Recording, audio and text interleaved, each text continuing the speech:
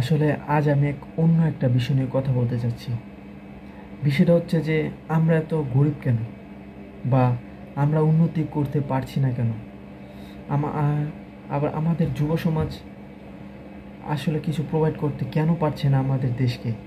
যেমন অন্য দেশের ক্ষেত্রে উন্নত যে দেখা যায়, তাদের যুব সমাজ অর্থনীতিতে অনেক বড় ভূমিকা রাখছে এবং তাদের একটা নিশ্চিত জীবন আছে, যা তারা এবং এমনকি উন্নত দেশে যদি তারা পড়াশোনা সেকেন্ডারি পড়াশোনা করেও যদি থাকে, তাদের একটা গুড ফিউচার আছে, তারা ভালো কিছু করতে পারবে।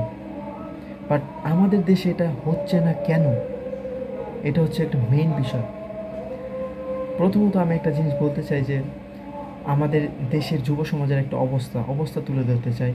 যে যেমন টিকটকার, আমি টিকটকদের ছোটো করছি না, কিন্তু তাদের কোনো নাই, একটা টপিক নাই যে আমি এই টপিক নিয়ে কথা বলছি বা এই টপিক নিয়ে ভিডিও বানাচ্ছি।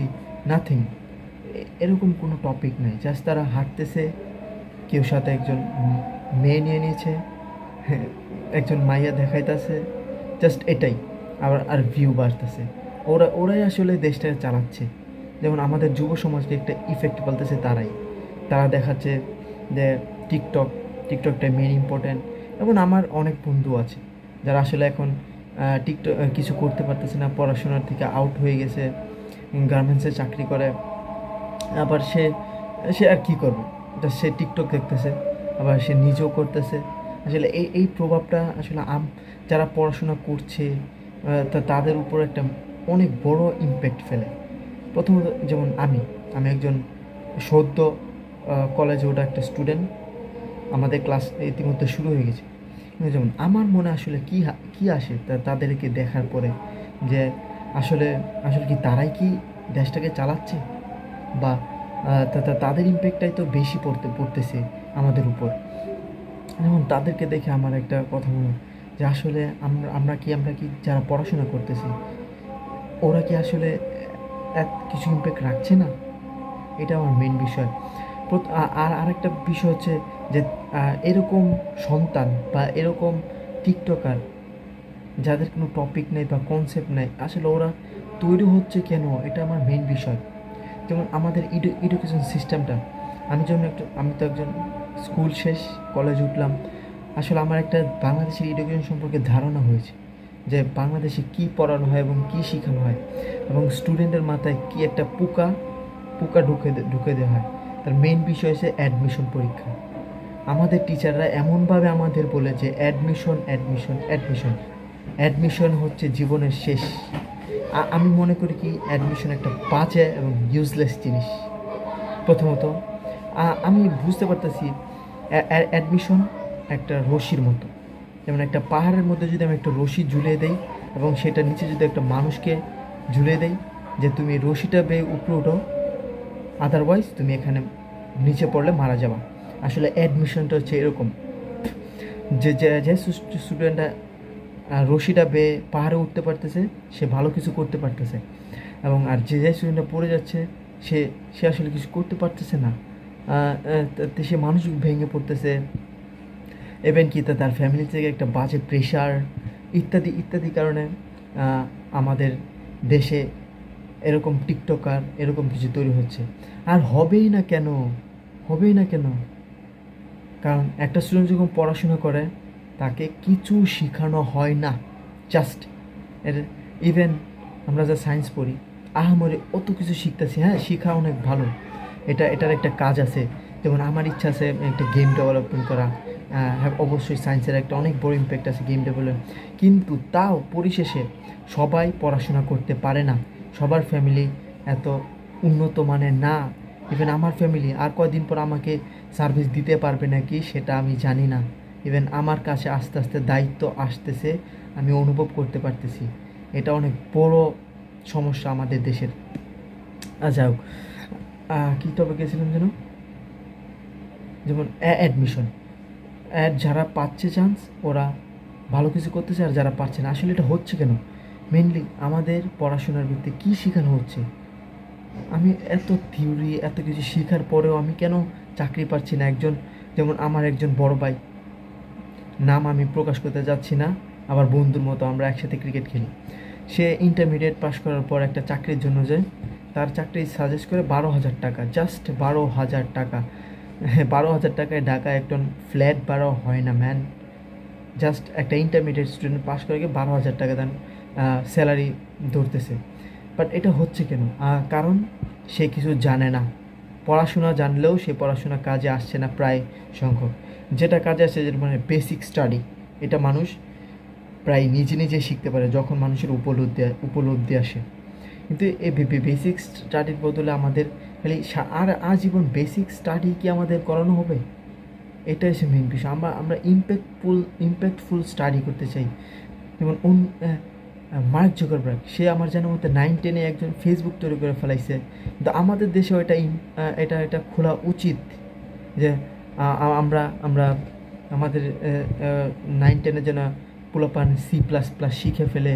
এবার আমি নিজে C++ শিখছি, মানে আমার একটা C++ বেসিক আইডিয়া আছে স্কুল থাকতে।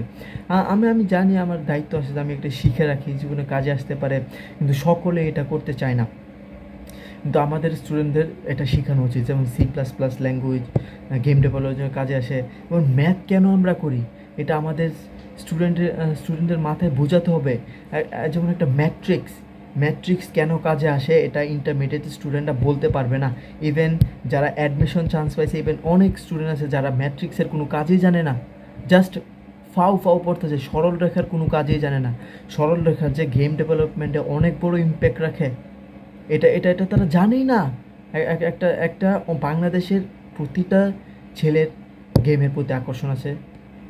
অনেক ছেলেই চায় আমি একটা গেম ডেভেলপ করি, কিন্তু ছেলেটা চায়, কিন্তু ছেলেটা পড়াশোনায় মনোযোগ দিতে পারছে না। কেন? কারণ ছেলেটাকে বলা হচ্ছে না যে সরল রেখা ইন্টারমিডিয়েট এই চ্যাপ্টার কয় নাম্বার আমি জানি না, সরল রেখাটা গেম ডেভেলপমেন্টের কাজে আসে। কী কাজে আসে? এটা আমাদের কিছু কাজে আসে, যে এটাই বলা হচ্ছে না আমাদের। আসলে মেইন সমস্যা হচ্ছে এটা। আমাদের টিচাররাও তেমন ইম্প্যাক্টফুল না, তারাও বলতে পারতেছে না। এবং আবার আমাদের টিচাররাই অনেকে জানে না যে সেই সরলরেখা চ্যাপ্টারটা পড়াতে, যে সরলরেখাটা যেন গেম ডেভেলপমেন্টের কাজে আসে। আবার অনেক কাজে সরলরেখা আছে, যে টিচারই বলতে পারছে না। এটা একটা প্রধান কারণ। অনেকে বলতে পারে যে ক্লাস 9-10-এ কি আমরা C++ প্রোগ্রামিং শেখাবো?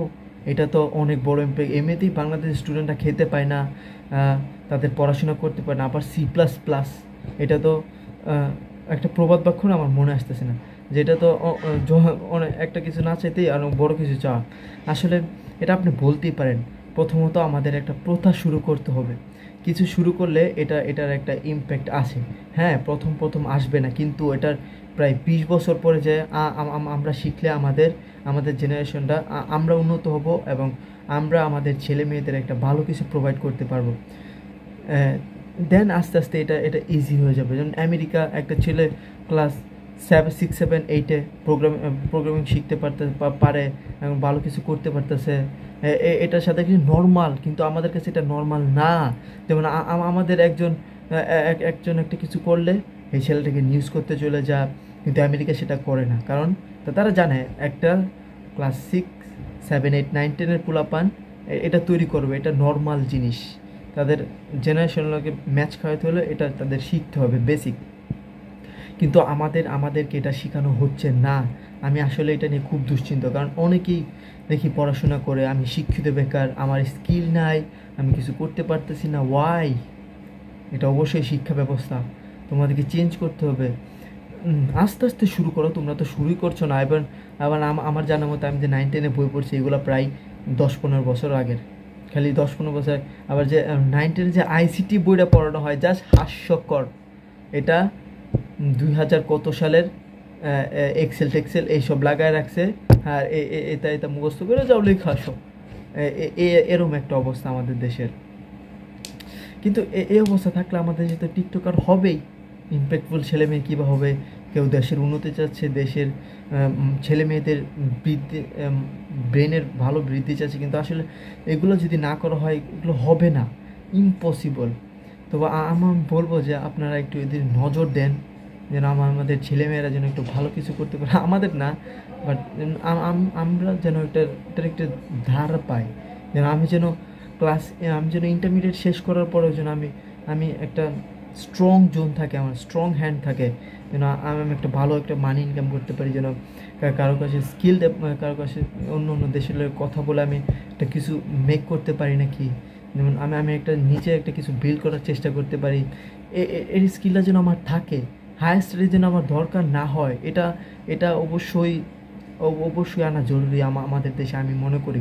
যেমন আমি আমি এখন আমি আমার আল্লাহর মধ্যে ভালো মেধা আছে, আমি আমি ইচ্ছা ছিল আমি মহাকাশ বিজ্ঞানী হব, মহাকাশের প্রতি আমার ভালো কিন্তু এটা আমাকে এটা আমাকে সামনে আঁকাতে দিচ্ছে না, কারণ আমি জানি আমি যদি এইসব নিয়ে চিন্তা করি আমি দুদিন পরে ভাত খেতে পারবো না। এটা হচ্ছে আমাদের বর্তমান দেশের সিচুয়েশন, এটা আমাকে খুবই বাজে ইমপ্যাক্ট ফেলতেছে। আমি আমার একটা জিনিস ক্যাচ করা অনেক ইজি হয়, কিন্তু আমি আমি কেন পারতেছি না? Because of money.